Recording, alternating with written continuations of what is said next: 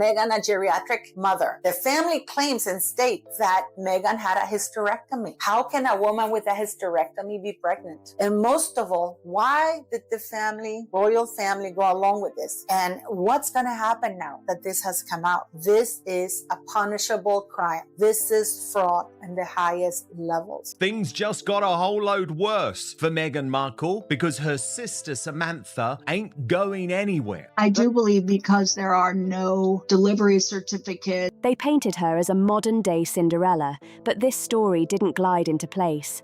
It felt forced, pressured, and way too polished to be that simple. Meghan Markle didn't just wear the glass slipper. She pushed it on until it cracked, then turned around and packaged the broken pieces like they were part of the dream. From Hollywood ambition to royal controversy, she flipped a fairy tale into a headline machine that never stopped spinning. And somehow, in the middle of all that chaos, she managed to play both sides, the wounded figure and the one directing the entire scene. Every moment seemed calculated. Every speech hit at just the right second. Every tear dropped like it had a cue.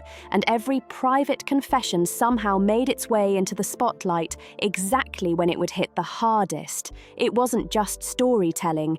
It felt like strategy. And yeah, you almost have to respect how sharp that level of control looks. Almost.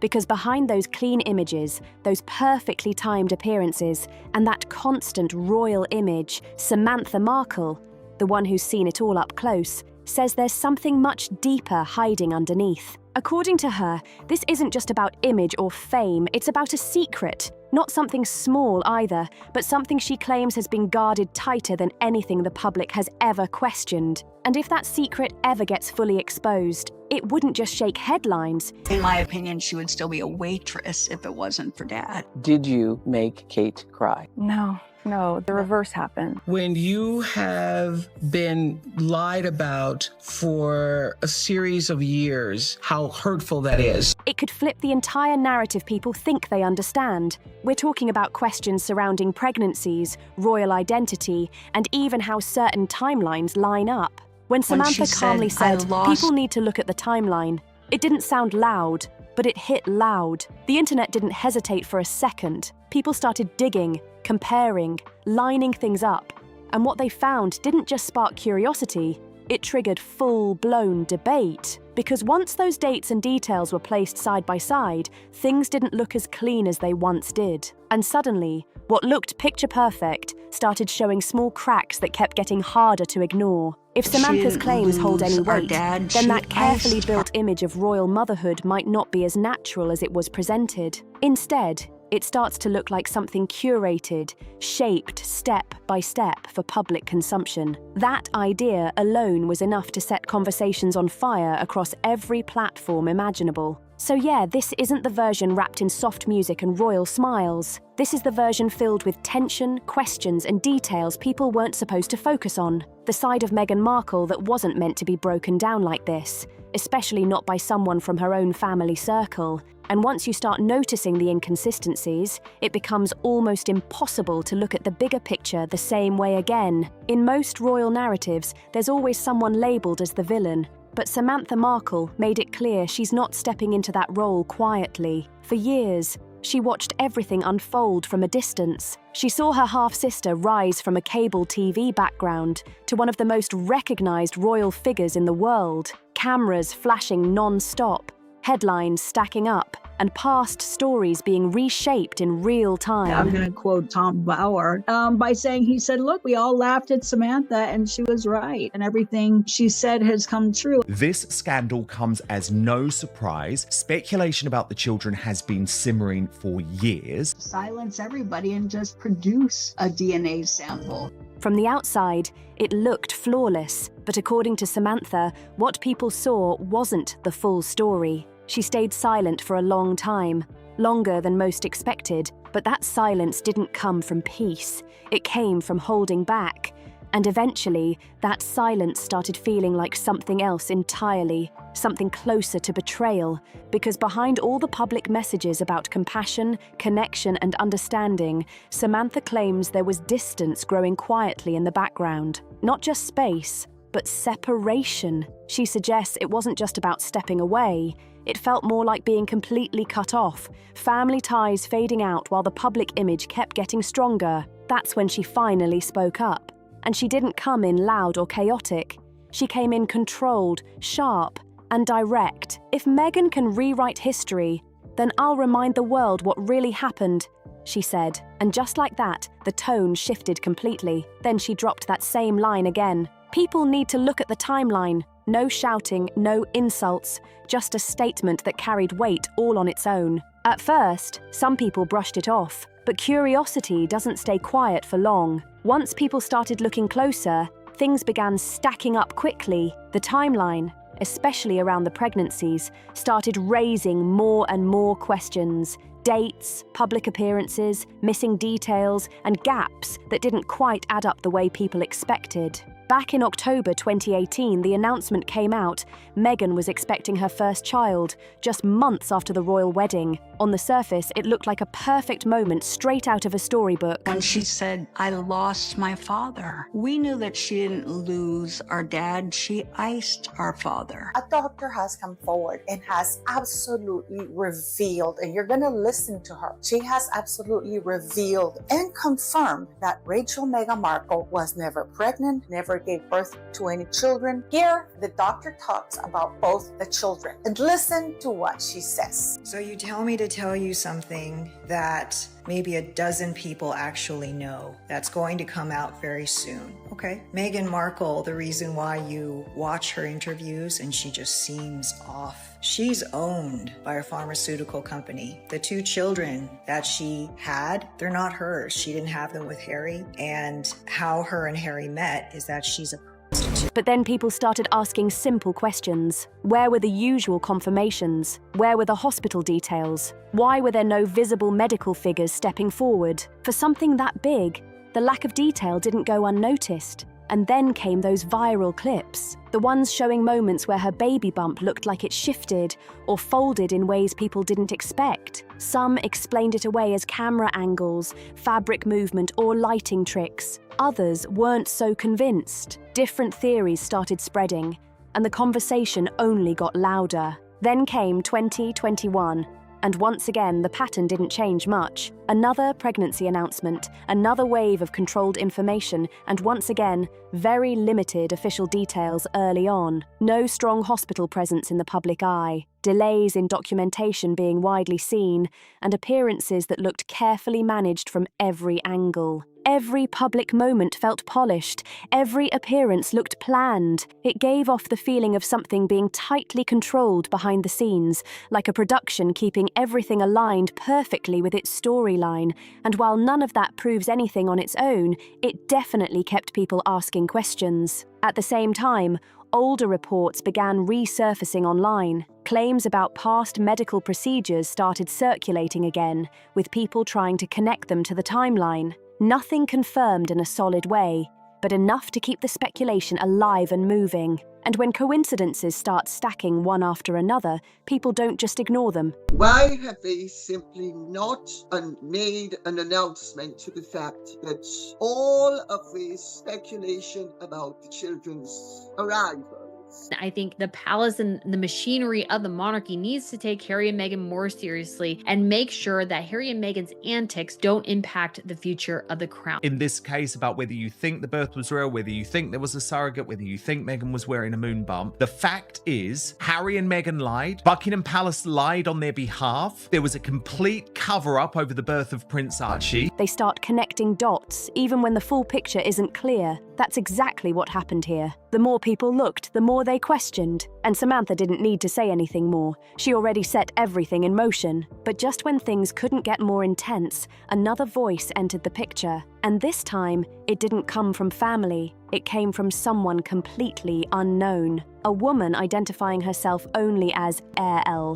No public identity, no royal connection, just a name and a story that immediately grabbed attention. She didn't claim to be a bystander. According to her, she was directly involved in the process itself. She said she was the one who carried the children. That statement alone sent shockwaves across the internet. People didn't know whether to believe it, question it, or dig deeper, but they definitely paid attention. DL described a world that sounded highly controlled. Private clinics, Tight security, restricted access, and layers of privacy surrounding everything. She claimed every step was carefully planned, meetings arranged in ways that avoided attention, identities kept hidden, and timing aligned with public appearances. According to her, Meghan and Harry attended consultations separately, always keeping a low profile and never signing documents under their real names. Every detail, she said, was rehearsed. Every visit aligned with what the public was seeing at the time. She also claimed that after each step in the process, she was expected to disappear completely. No acknowledgement, no connection, no trace left behind. Payments, she said, were handled through complex routes, making them difficult to follow. Agreements were strict, and silence was expected. She described herself as a ghost mother, someone involved but never recognized.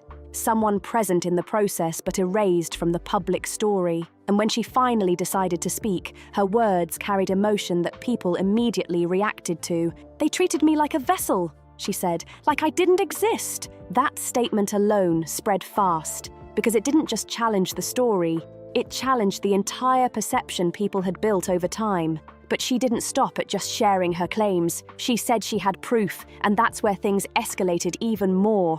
Documents, records, images. She claimed everything matched the timeline people had been questioning from the start. She presented clinic forms marked with dates, ultrasound images labelled with coded identifiers, and payment records showing funds moving through multiple channels. According to her, all of it lined up with the same timeline the public had already been analysing. Screenshots of messages, encrypted communications, and documents tied to non-disclosure agreements started circulating. Some people believed it immediately, others remained cautious, but either way, the conversation reached a completely different level. This wasn't just speculation anymore. It became a situation where people started asking for verification, confirmation, and deeper investigation. Because when claims come with alleged evidence, they don't stay quiet for long. DL ended her reveal with one line that instantly froze discussions everywhere. "If I'm lying, I'll take a DNA test on live TV." That wasn't just a statement, it was a direct challenge. And with that, everything shifted. Because now, this wasn't just about rumours or theories anymore. It became about proof, truth, and whether any of it could actually be confirmed in the open. When the palace stayed quiet, something shifted in the air. People started asking the one question nobody was supposed to say out loud. What if she's actually telling the truth? The moment DL dropped that challenge, everything exploded. "I'll take a DNA test on live TV." Just 16 words. But they hit like a shockwave across the internet. Social media went wild, timelines flooded, and suddenly everyone had an opinion. News outlets rushed to keep up. Hashtags started trending worldwide in minutes. Comment sections turned into straight-up war zones. One side crowned DL as brave, fearless, a truth teller stepping into the fire. The other side, they dragged her hard, calling her fake, accusing her of chasing clout, saying she just wanted her moment in the spotlight. But even with all that noise, something else crept in quietly: doubt. Because for every person shouting fraud, there was another whispering, "What if she's right?" That's when things got messy. Rumours didn't just stay rumours anymore. They started turning into full-blown investigations. Talk shows were practically begging DL to come on. Big tabloids were throwing huge offers at her, 6 figures just to talk. And online, people were analysing every second of her interview like it was some kind of hidden code, breaking it down frame by frame like it held secrets nobody was supposed to find. And through all of that chaos, Meghan and Harry said nothing, not a word. No denial, no explanation, just silence. And that silence, it didn't calm anything down, it made everything louder. Because when people expect a response and get nothing, they start filling in the blanks themselves. Then Samantha stepped right back into the spotlight, but not in the way people expected. No big announcement, no dramatic reveal, just one quiet post. A quote from her father: "The truth doesn't fear questions." Simple, but powerful. And just like that, it poured gasoline all over a situation that was already burning out of control. Behind the scenes, things were heating up fast. Reports started leaking that the palace was holding emergency meetings. Publicists were scrambling, trying to control the narrative before it slipped completely out of their hands. And insiders? They were whispering about serious conversations happening behind closed doors, conversations about legitimacy, about consequences, about what happens if this doesn't go away, because what started as a family issue was turning into something way bigger. If DL's claim ever got proven, if that DNA didn't match, it wouldn't just be a personal scandal, it would shake the entire system. We're talking about the foundation of the monarchy itself being questioned. Then the story crossed another line, legal speculation. And that's when even the boldest tabloids started getting nervous. Because this wasn't just gossip anymore, it was about rules that go back centuries. British succession law has a strict requirement. Every royal heir must be born of the body. It sounds old school, almost outdated, but it's still a core rule that defines legitimacy. So suddenly one rumour, just one, had the potential to create a massive constitutional issue. Lawyers began debating quietly. Could modern laws change that rule? Could tradition be challenged? Nobody had clear answers.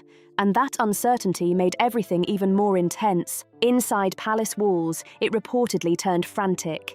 Calls to legal advisors, private briefings, efforts to keep reporters from digging too deep. Everyone moving carefully, like one wrong move could make everything collapse. Politicians stayed quiet, avoiding questions like they were traps. Nobody wanted to be the one tied to this situation if it blew up. Meanwhile, the public split completely in half. Some people defended Meghan hard, saying the monarchy needs to evolve, that traditions shouldn't override real life. Others demanded answers, arguing that a system built on lineage has to be transparent. And online, it got even crazier. Conspiracy channels jumped in, adding fuel from every direction. Theories spread fast, and every single one found an audience. At that point, it wasn't even about Meghan versus Samantha anymore. It became something bigger. Could the monarchy survive another scandal like this? And according to insiders, that fear wasn't random. It was calculated. Because history shows one thing clearly. When the crown feels threatened, the priority is always the same: protect the institution no matter what. Still, the palace said nothing. No correction, no statement, nothing to slow the storm. Just that familiar silence. But this time, it didn't feel controlled. It felt risky, because every hour without a response made people talk more, question more, dig deeper. TV panels debated strategy. Online detectives searched through old photos, timelines, and announcements, trying to piece things together like a puzzle. Supporters of the Sussexes called it a witch hunt. Critics shouted cover-up. And right in the middle of it all stood Samantha, calm, steady, and completely unshaken. She didn't yell. She didn't attack. She spoke carefully, choosing every word like it mattered, talking about truth, about dignity, about accountability within a family. And that calm energy, it hit harder than any rant ever could. Every interview added pressure. Every statement created another crack in the perfect image people thought they understood. And then she hinted there was more proof, more receipts. Just waiting in case anyone tried to silence her again. Meanwhile, the media turned chaotic. Paparazzi chased leads. Lawyers argued over privacy lines. Even royal experts admitted they'd never seen the public this divided before. Every unanswered question became a headline. Every rumour felt like it could turn into something real. And still, silence from Meghan and Harry. To critics, that silence looked like guilt. To supporters, it looked like strength. But to most people, it just looked confusing, like something wasn't adding up. Then came the moment nobody expected. No big stage, no dramatic reveal. Just Samantha Markle sitting quietly in a dim studio. One mic, one question. Do you regret saying all this? She paused, and then said, regret only if the truth stops being the truth. That line hit different. It wasn't emotional, it wasn't loud. It was controlled, almost final. Like someone who had already made peace with whatever came next. She talked about missed moments, calls that never happened, a version of family that never existed the way it was presented. Her tone stayed steady, cold, precise, focused, not asking for sympathy, not chasing attention, just asking for the truth to stop being buried. And before it ended, she said one more thing. History will remember who told the truth first. That clip spread fast. Everywhere. People reacted instantly. Some called her brave. Others said she went too far. But one thing was clear. Everybody was watching. Because no matter where you stood, something had changed. The image people believed in didn't look as solid anymore. So after all the noise, the interviews, the rumors, the debates, what's left? A divided family, a monarchy under pressure, and a story that refuses to fade. Maybe Samantha is right. Maybe she isn't. But what can't be denied is this. The conversation has shifted, and the cracks are visible now. And before you decide what you believe, take a step back and look at everything that led here. The timelines, the statements, the silence. It all connects in ways people are still trying to understand. If this part caught your attention, there's more to uncover, and it only gets deeper from here. So if you're following this story and want to keep up with what unfolds next, stay tuned. You can drop your thoughts below too, because this is one of those situations where everyone sees something different. And if you're curious to see how all of this started and where it might lead next, check out the next part waiting for you. This story isn't slowing down anytime soon, and the next reveal might just change everything again.